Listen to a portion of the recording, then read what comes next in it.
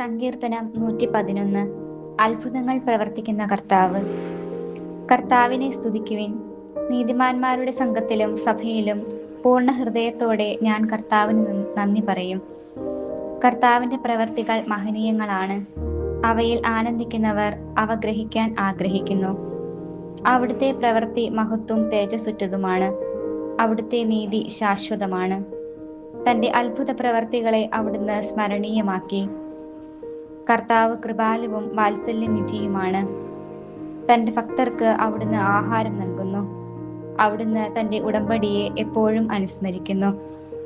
ജനതകളുടെ അവകാശത്തെ തന്റെ ജനത്തിന് നൽകിക്കൊണ്ട് തന്റെ പ്രവർത്തികളുടെ ശക്തിയെ അവർക്ക് വെളിപ്പെടുത്തി.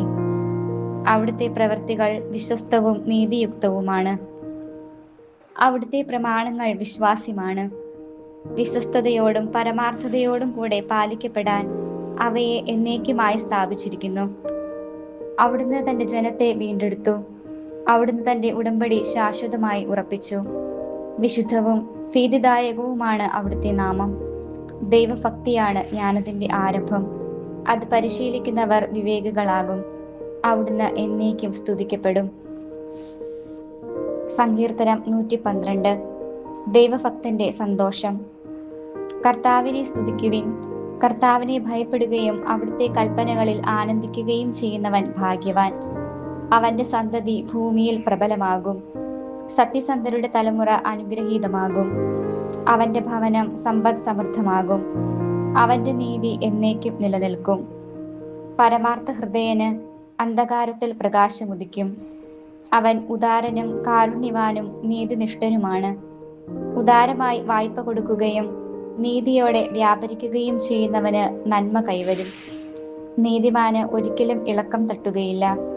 അവന്റെ സ്മരണ എന്നേക്കും നിലനിൽക്കും. ദുർവാർത്തകളെ അവൻ ഭയപ്പെടുകയില്ല.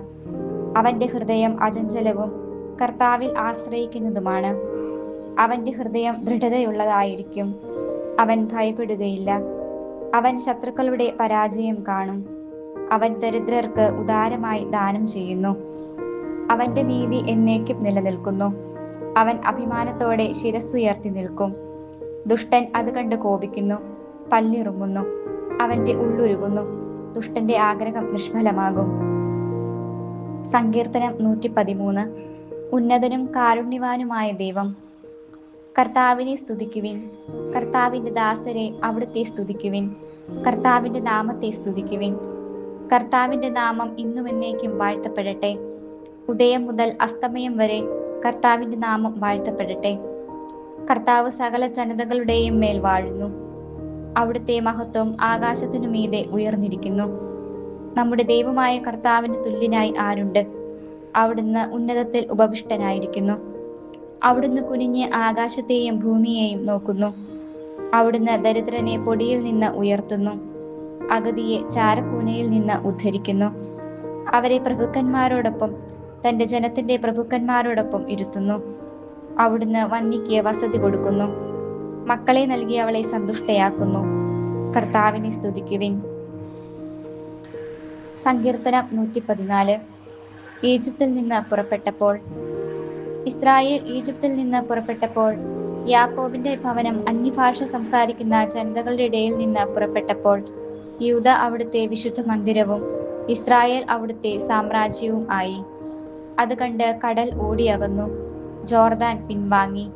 പർവ്വതങ്ങൾ മുട്ടാടുകളെ പോലെയും മലകൾ ആട്ടിൻകുട്ടികളെ പോലെയും തുള്ളിച്ചാടി. സമുദ്രമേ, ഓടിയകലാൻ നിനക്ക് എന്തുപറ്റി? ജോർദാൻ, നീ എന്തിന് പിൻവാങ്ങുന്നു? പർവ്വതങ്ങളെ, നിങ്ങൾ മുട്ടാടുകളെ പോലെയും മലകളെ, നിങ്ങൾ കുഞ്ഞാടുകളെ പോലെയും തുള്ളുന്നതെന്തിന്? കർത്താവിന്റെ സന്നിധിയിൽ, യാക്കോബിന്റെ ദൈവത്തിന്റെ സന്നിധിയിൽ ഭൂമി വിറകൊള്ളട്ടെ. അവിടുന്ന് പാറയെ ജലാശയമാക്കി, തീക്കല്ലിനെ നീരുറവയാക്കി. സങ്കീർത്തനം 115. കർത്താവ് മാത്രമാണ് ദൈവം. ഞങ്ങൾക്കല്ല കർത്താവേ, ഞങ്ങൾക്കല്ല. അങ്ങയുടെ കാരുണ്യത്തെയും വിശ്വസ്തതയെയും പ്രതി അങ്ങയുടെ നാമത്തിനാണ് മഹത്വം നൽകപ്പെടേണ്ടത്. അവരുടെ ദൈവം എവിടെയെന്ന് ജനതകൾ പറയാൻ ഇടയാക്കുന്നതെന്തിന്? നമ്മുടെ ദൈവം സ്വർഗത്തിലാണ്. തനിക്കിഷ്ടമുള്ളതെല്ലാം അവിടുന്ന് ചെയ്യുന്നു. അവരുടെ വിഗ്രഹങ്ങൾ സ്വർണവും വെള്ളിയുമാണ്, മനുഷ്യരുടെ കരവേലകൾ മാത്രം. അവയ്ക്ക് വായുണ്ട്, എന്നാൽ മിണ്ടുന്നില്ല. കണ്ണുണ്ട്, എന്നാൽ കാണുന്നില്ല. അവയ്ക്ക് കാതുണ്ട്, എന്നാൽ കേൾക്കുന്നില്ല. മൂക്കുണ്ട്, എന്നാൽ മണത്തറിയുന്നില്ല. അവയ്ക്ക് കൈയുണ്ട്, എന്നാൽ സ്പർശിക്കുന്നില്ല. കാലുണ്ട്, എന്നാൽ നടക്കുന്നില്ല. അവയുടെ കണ്ഠത്തിൽ നിന്ന് സ്വരം ഉയരുന്നില്ല. അവയെ നിർമ്മിക്കുന്നവർ അവയെപ്പോലെയാണ്, അവയിൽ ആശ്രയിക്കുന്നവരും അതുപോലെ തന്നെ. ഇസ്രായേലേ, കർത്താവിൽ ആശ്രയിക്കുവിൻ. അവിടുന്നാണ് നിങ്ങളുടെ സഹായവും പരിചയും. അഹറോന്റെ ഭവനമേ, കർത്താവിൽ ശരണം വയ്ക്കുവിൻ. അവിടുന്നാണ് നിങ്ങളുടെ സഹായവും പരിചയും. കർത്താവിന്റെ ഭക്തരെ, കർത്താവിൽ ആശ്രയിക്കുവിൻ. അവിടുന്നാണ് നിങ്ങളുടെ സഹായവും പരിചയും. കർത്താവിന് നമ്മെക്കുറിച്ച് വിചാരമുണ്ട്. അവിടുന്ന് നമ്മെ അനുഗ്രഹിക്കും. അവിടുന്ന് ഇസ്രായേൽ ഭവനത്തെ ആശീർവദിക്കും, അഹറോന്റെ ഭവനത്തെ അനുഗ്രഹിക്കും. കർത്താവിന്റെ ഭക്തന്മാരെ, ചെറിയവരെയും വലിയവരെയും അവിടുന്ന് അനുഗ്രഹിക്കും. കർത്താവ് നിങ്ങളെ അനുഗ്രഹിക്കട്ടെ, നിങ്ങളെയും നിങ്ങളുടെ മക്കളെയും. ആകാശവും ഭൂമിയും സൃഷ്ടിച്ച കർത്താവ് നിങ്ങളെ അനുഗ്രഹിക്കട്ടെ. ആകാശം കർത്താവിന് മാത്രമുള്ളത്, എന്നാൽ ഭൂമി അവിടുന്ന് മനുഷ്യമക്കൾക്ക് നൽകിയിരിക്കുന്നു. മരിച്ചവരും നിശബ്ദതയിൽ ആണ്ടുപോയവരും കർത്താവിനെ സ്തുതിക്കുന്നില്ല. എന്നാൽ നമ്മൾ ഇന്നും എന്നേക്കും കർത്താവിനെ സ്തുതിക്കും. കർത്താവിനെ സ്തുതിക്കുവിൻ. സങ്കീർത്തനം 116. കൃതജ്ഞത. ഞാൻ കർത്താവിനെ സ്നേഹിക്കുന്നു. എൻ്റെ പ്രാർത്ഥനയുടെ സ്വരം അവിടുന്ന് ശ്രവിച്ചു.